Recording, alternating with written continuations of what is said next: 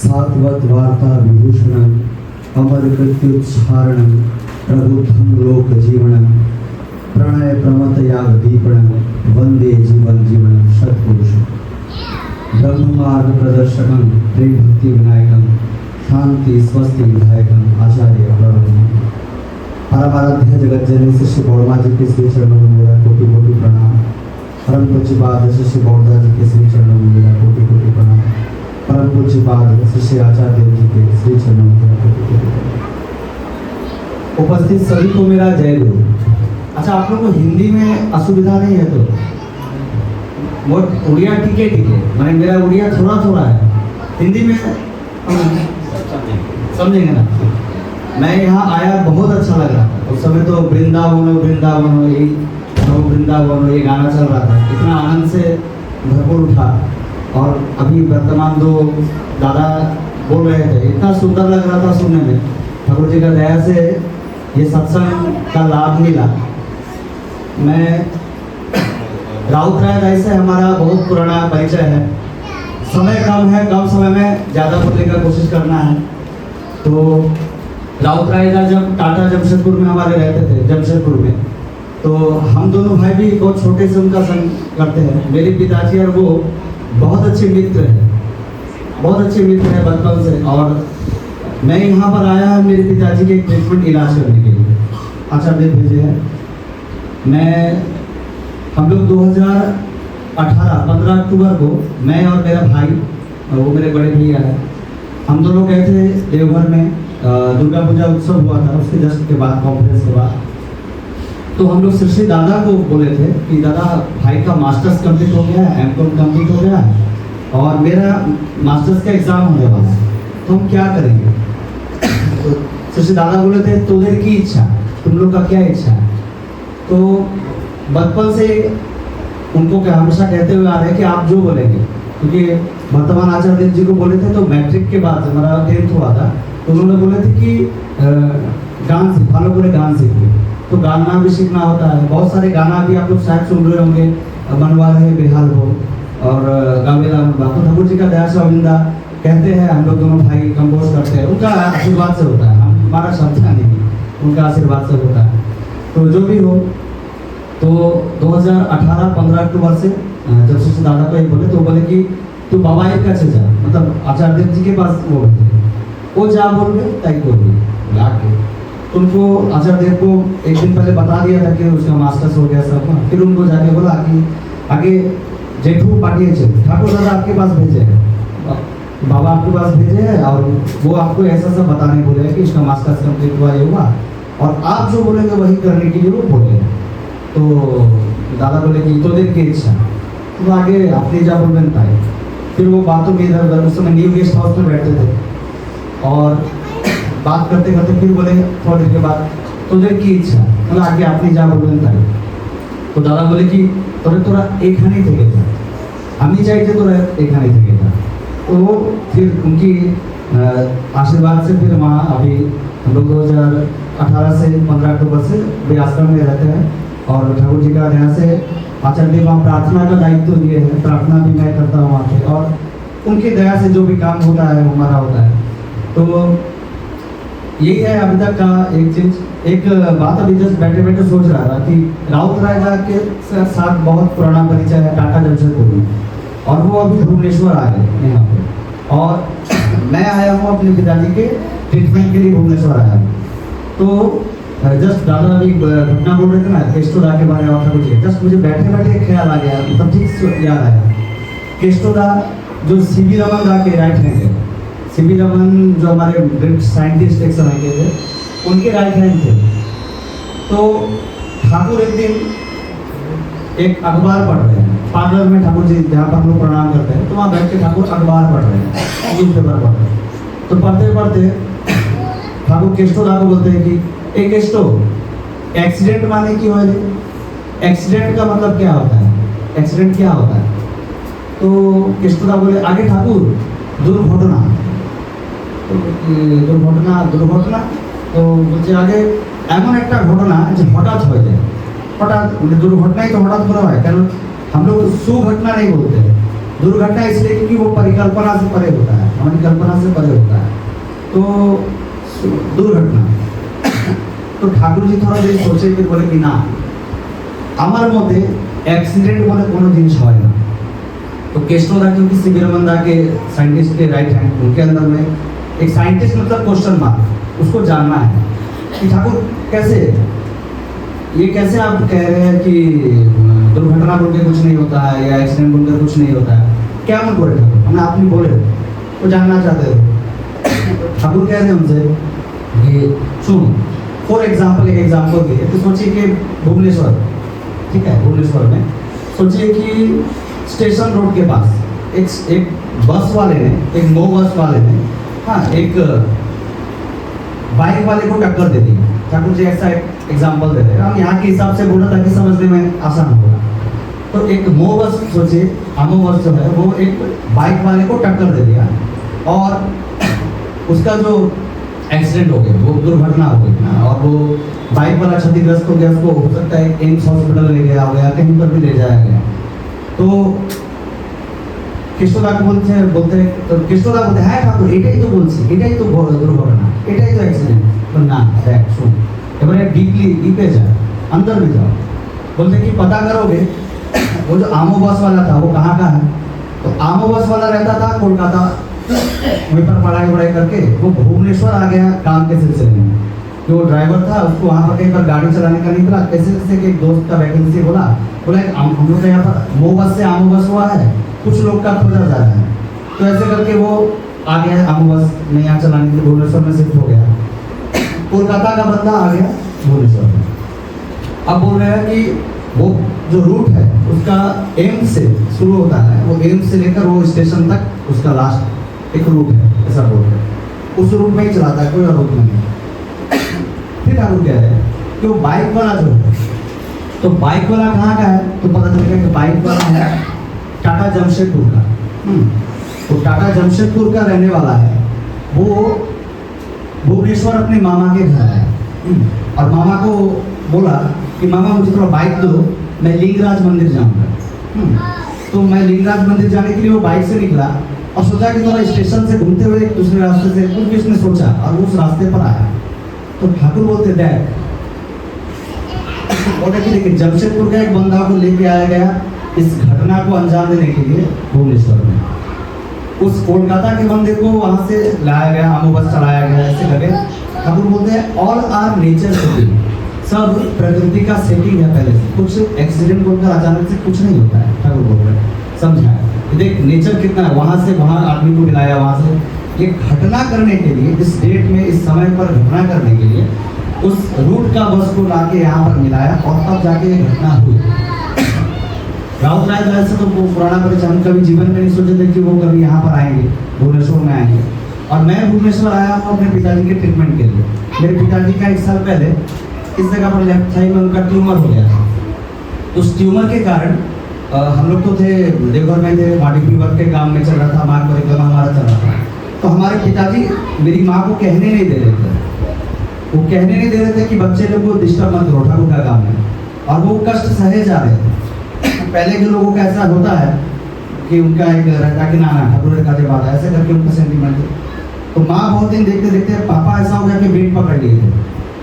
फिर माँ एक दिन देखी कि नहीं कहना पड़ेगा, तो साइड में जाकर मुझे बोली कि तो भाई बेटा ऐसा ऐसा बात है, पिताजी का ऐसा ऐसा घटना है। तो मैंने कि उनको क्या हुआ, उनका ये लेफ्ट साइड फूल गया। तो देखे मैं बोला फोटो भेजिए, मैं फोटो देख के इसको देखा ठीक है। अच्छा देर को जाकर निवेदन किया कि दादा ऐसा ऐसा घटना है, ऐसा करके दादा बोले कि ठीक है टाटा में एक डॉक्टर को मैं सजेस्ट कर रहा हूँ, मंडल दा को बोले कि मंडल दा को से बातचीत होगी। तब तक टाटा के गुरु भाई आले रहे आए था और उनको लोग दादा को, तो वो लोग दादा जानते राव रायदा आले, वो टाटा के गुरु भाई। तो वो लोग देवघर के जो इंग्लिश पार्ट करते हैं प्रीतम दा, उनको खबर की कि दादा ऐसा ऐसा बात है, टाटा का कार्तिक दा का अवस्था थोड़ा बहुत नाजुक है।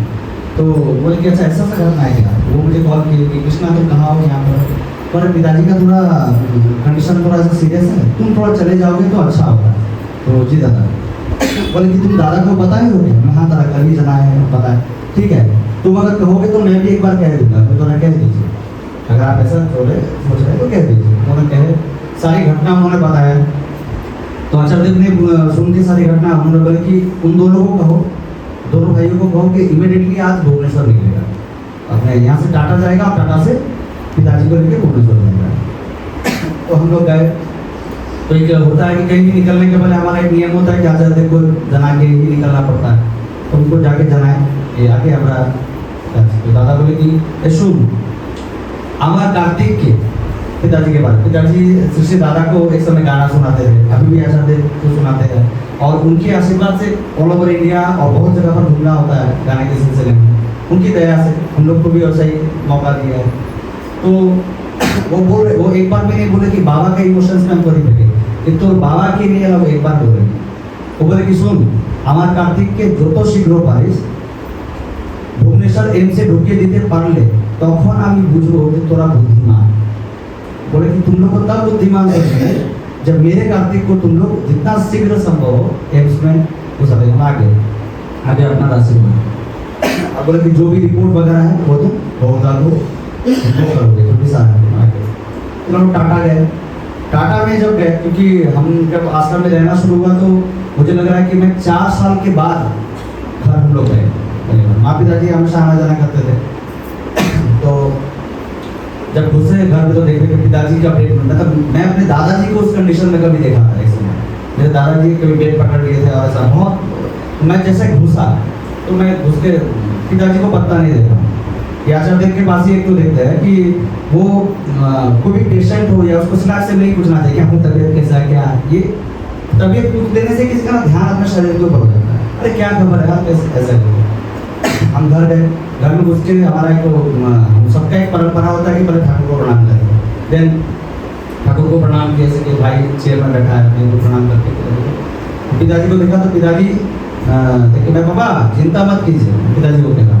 दादा बोले कि हमारा कार्तिक के जो तो शीघ्र पारिश ऐसे करके मैं सारा घटना हमको बताना कैसे करके, तो अभी आपको जाना है वहाँ, आप चिंता क्यों है। तो पिताजी के आंखों से थोड़ा सा आंसू आ गया।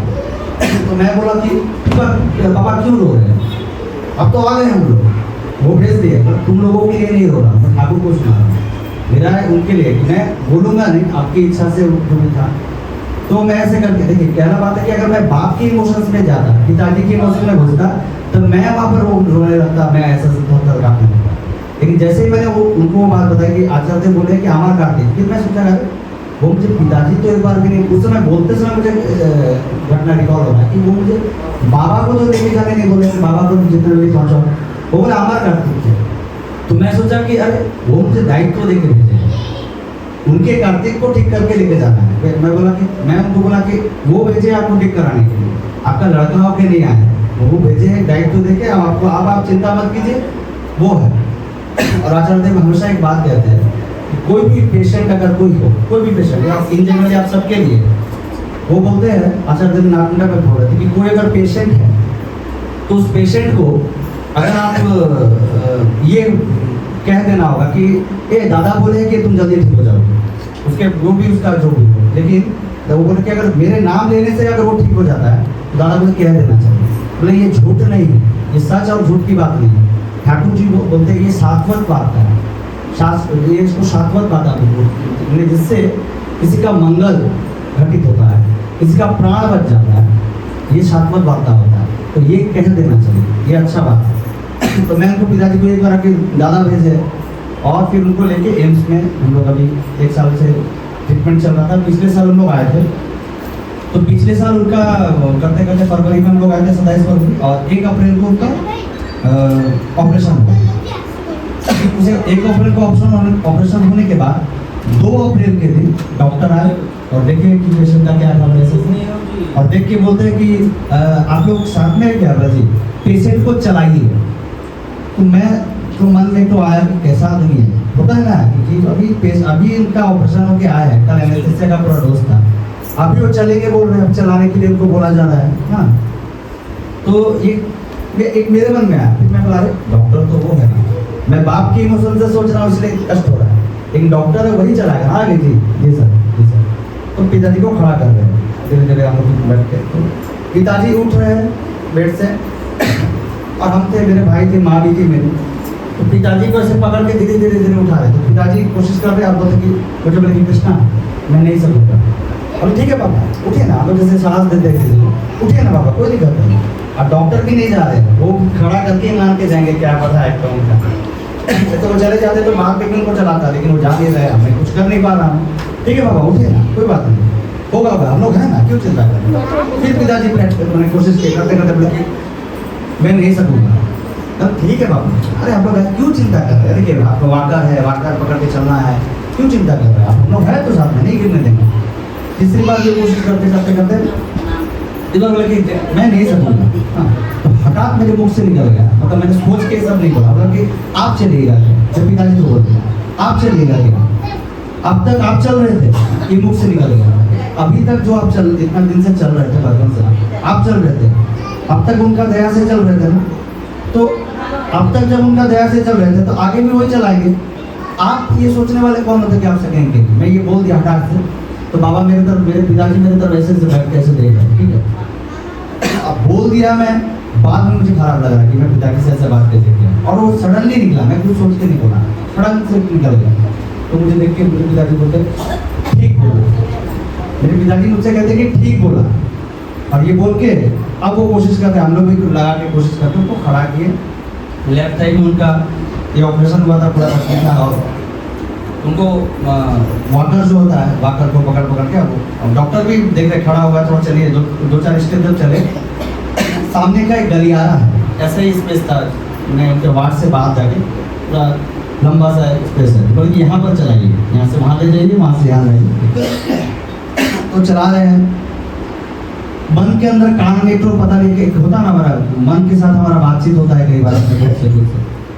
एक चीज चल रहा है कि तुम उनकी ज्योति का ईंधन बनो, किंतु इतना मत बनो जिससे दबकर वो बुझ जाए। ठाकुर जी का जो बात है, जैसे प्रदीप हम लोग जलाते हैं, तो प्रदीप में सरसों तेल देते हैं, तो इतना नहीं दे देना है कि वो आग को ही बुझा दे, आग को ही डेवलप करो। तो ये चल रहा है।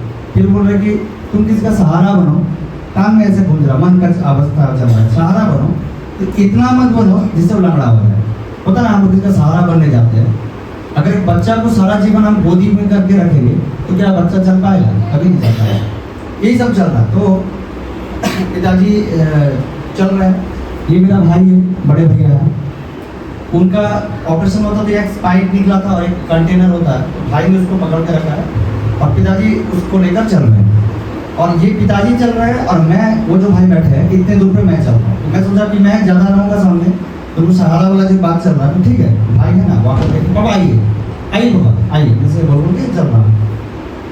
पिताजी उधर गए, उधर से अब चल रहे हैं, वो कोशिश कर रहे हैं अपने तरीके से ऐसे करके चलने का। भाई बगल में है, वो बोला कि देखो वो गिरेंगे नहीं, हम लोग कर रहे हैं। मैं जस्ट वहाँ से उस तरह से आगे चल रहा हूँ। अचानक पिताजी मेरे बोलते हैं ओहो, ऐसे कर रहे पिताजी। तो मैं ऐसे पीछे मुड़ा, हाँ क्या हुआ पापा, क्या हुआ? तो बोलते हैं कि देखो ना धक्का दे रहा है, भाई की तरफ दिखा के बोलते देखो ना धक्का दे रहा है, मुझे ठेल रहा है, धक्का दे रहा है। तो मैं ऐसे भाई की तरफ देखा, तो भाई मुझे इशारा बोला, मैंने कुछ नहीं किया, मैं देखो मैं इस कंटेनर को पकड़ा हूँ, मैं कुछ नहीं किया भाई।